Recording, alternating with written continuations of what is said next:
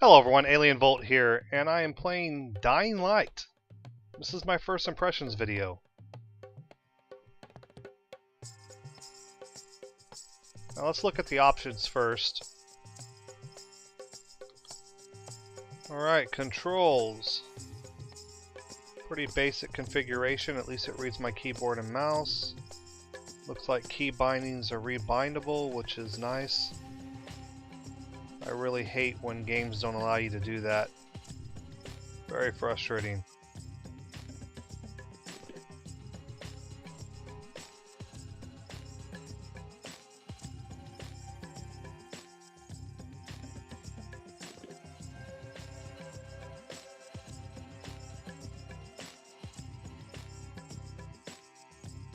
Alright, well my mouse sensitivity in the menu seems to be alright. I don't know how it's going to actually play until we start the game. It might be something I have to adjust. Usually I keep my sensitivity about a quarter of the way. And it looks like our only options for graphics are high. There are no ultra or extra settings. Pretty basic. No real advanced options, or at least anything I would consider advanced options. It's either turned on or turned off. Alright, well let's check out the music volume here and turn that down.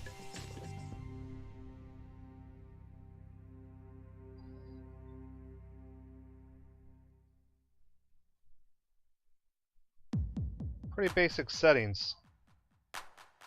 This is definitely looking like a console port. Let's hope it plays well. The field of view is definitely pretty odd. I don't, normally there's like 70, 80, 90, 100, 110. This doesn't really tell you where it's at. It's either negative or positive, and they're smaller numbers. So I don't know if the positive is anything over 100 or anything over like a default setting of 60. Alright, well let's check out the game here.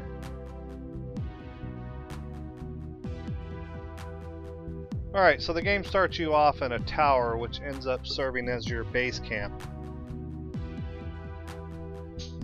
And it just so happens to be the group of people that you were sent to infiltrate and basically spy on and retrieve some documents that were stolen. After all, the fate of mankind depends on your success. So far in the game, it looks like Harran is the only place that's been affected by the zombie outbreak, which is explained later that it's similar to rabies in animals.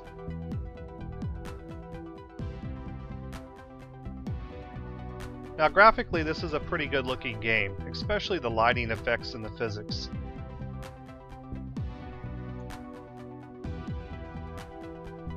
Now you do search for items, more specifically for items that you can craft things out of, parts, supplies. Nothing over the top that I've seen so far. Now the graphics look pretty good. However, a lot of the lip syncing could use some work. So when you're first brought into this, someone actually dies trying to save you. And a lot of the people in the tower here aren't exactly friendly to you. They don't greet you with open arms, not surprisingly though. You're an outsider no one knows, and one of their own died, you know, basically trying to protect you. You're referred to as a number. And it turns out the number is the number of people that have been infected and brought into the tower.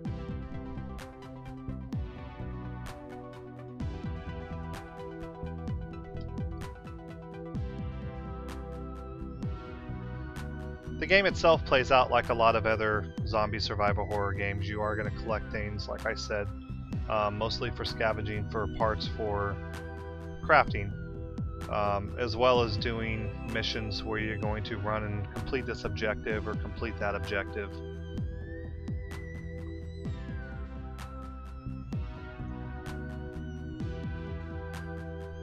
The controls themselves have actually ported over quite well. The keyboard and mouse is very effective in what you need to do in the game. Now, I haven't got a chance to play the co-op yet, but for the regular story mode, everything seems to be pretty dialed in. But before you can go to the outside, you have to learn how to interact with the environment, how to get around the city. Because what you want to do most of the time is avoid the zombies, because there are a lot of them, and you don't really have the combat stamina to take them all on. Literally, like a couple and you're done. You can't swing anymore.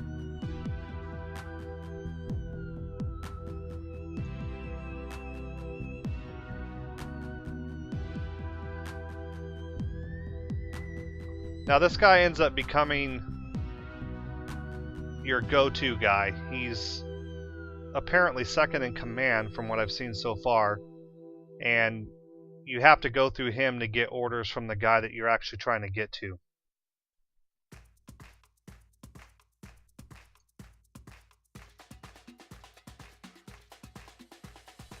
Now initially when you see him fall off of here and you think, okay, this is going to be pretty wild, I'm going to be able to do some crazy stunts. Really not the case. Anything more than one story drop, you actually take a few seconds to recover getting off the ground. So it's not something you're going to want to do quite often. When you've got a pack of zombies chasing you, you don't need a delay like that. So you've really got to watch out what you're grabbing onto and where you're jumping to.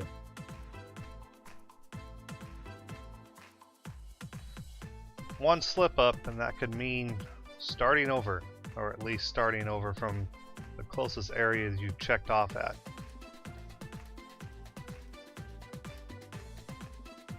Now this obstacle course isn't that bad, but it does take a moment to get used to the controls, which is why it's here. And it's a good thing they put it in.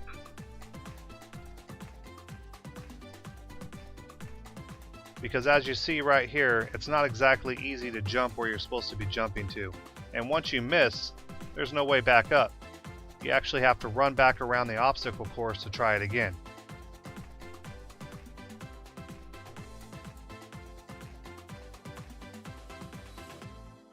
Luckily, it doesn't send you far away.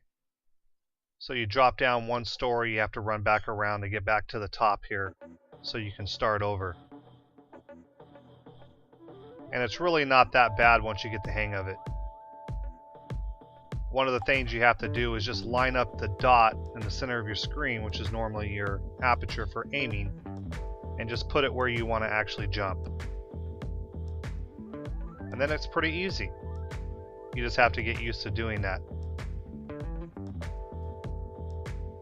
Now if you've played other games where you're very acrobatic like this, it probably won't be much of a learning curve for you. But if you're not, and you're used to keeping things kind of center mass with the center of your screen, it might pose a little bit of difficulty adjusting.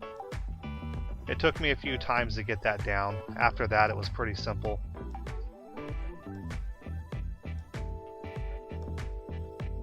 And to perform a back jump, it's basically the same thing. You just look where you want to jump and jump. Pretty simple. Once you got the basics down, it actually becomes pretty easy. The gameplay gets real smooth and it becomes a lot of fun. Just more challenging than something like Assassin's Creed series, where you automatically jump to the area you're jumping to. You grab on no matter what. In this game, it's just going to take a little bit more skill to line it up. Now this guy is your quartermaster, and he'll have goods for you as well as, you know, weapons, supplies, things like that. Now initially, you have some storage items he's going to pick up for you, but you also have something called a docket. And when you turn in these dockets, you can actually get upgraded weapons, upgraded, you know, supplies. I had 6 of them to start off with, but that's because I pre-ordered the game and applied for them on the website. It was pretty simple to do. If you actually pre-ordered the game, you can go sign up for it and get 6 as well. So I'm going to choose to use one here and get an upgraded weapon.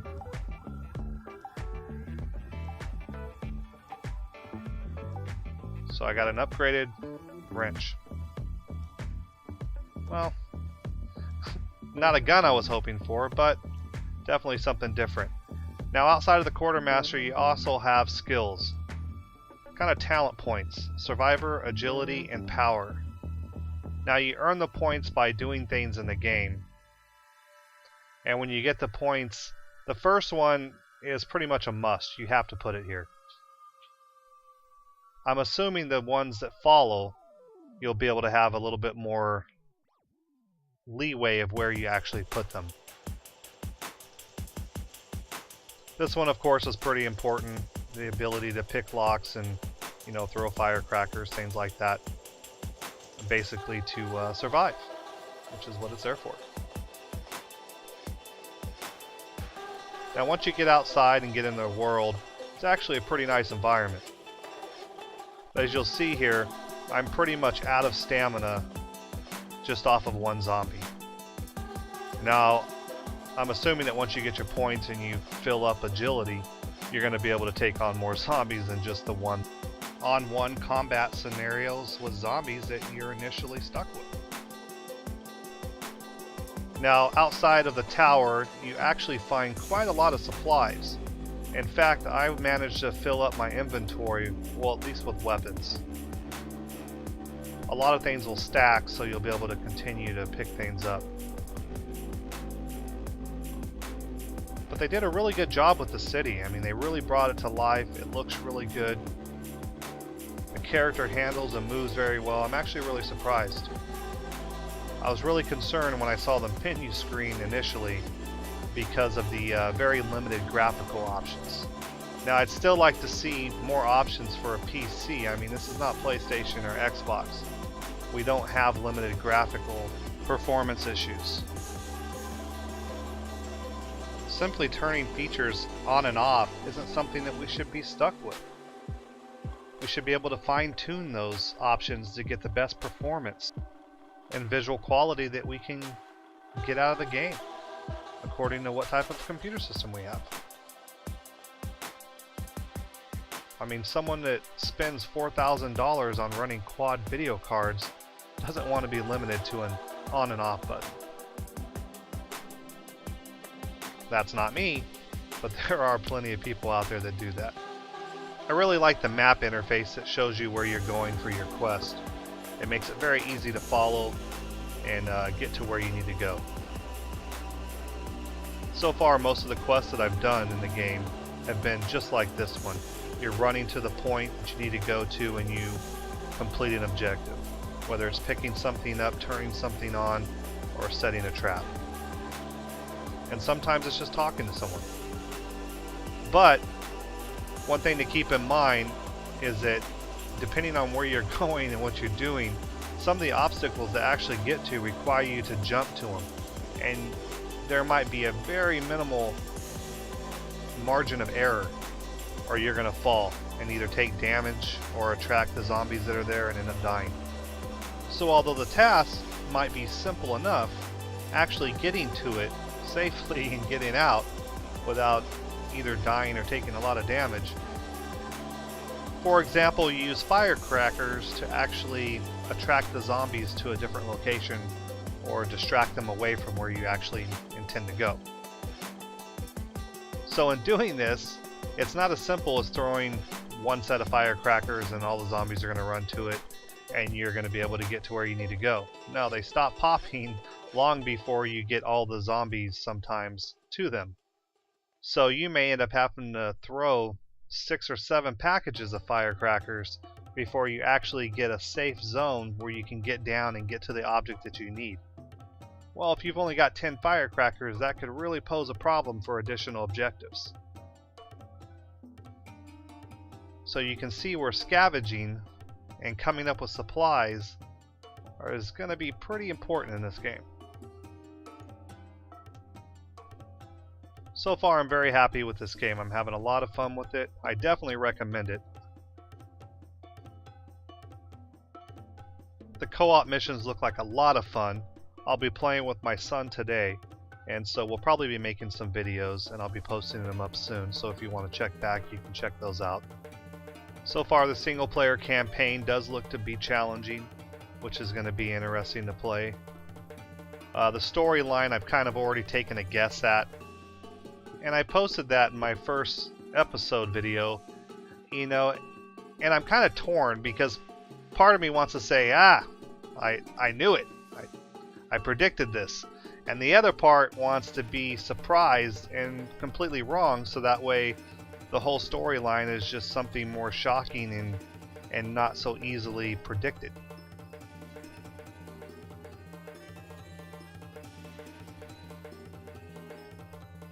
So I'm going to wrap this video up here. If I end up getting a lot of views on this series, I'll actually make a lot more videos and make them quicker. If not, then I'll play through the game and record footage, and I might not be posting the videos up anytime soon, depending on the demand. But thanks for watching. I hope you enjoyed it, and I'll see you next time.